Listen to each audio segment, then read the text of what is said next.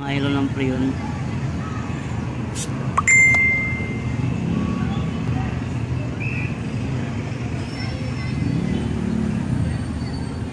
Karga natin to ng 150.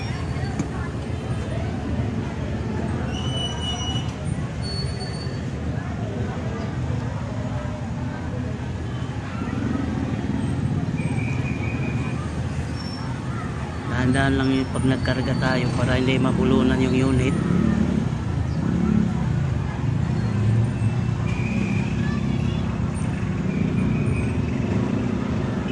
Ito lang tayo mag-recharging, dahan-dahan lang.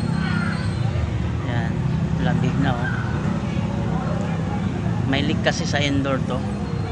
Ni-repair namin lahat parehas para sigurado na ngayon magkarga na tayo. Tapos namin ni-leak test, wala ng leak.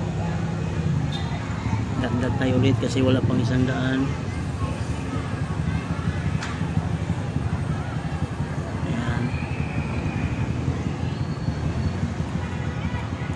100 na. Antayin muna natin. Aangat pa yan.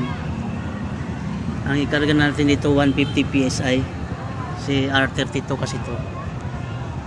TCL brand.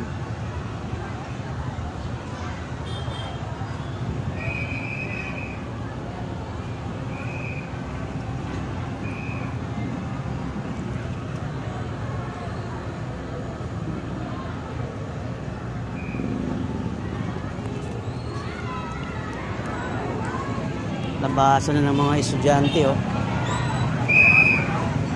Labasan ng mga estudyante.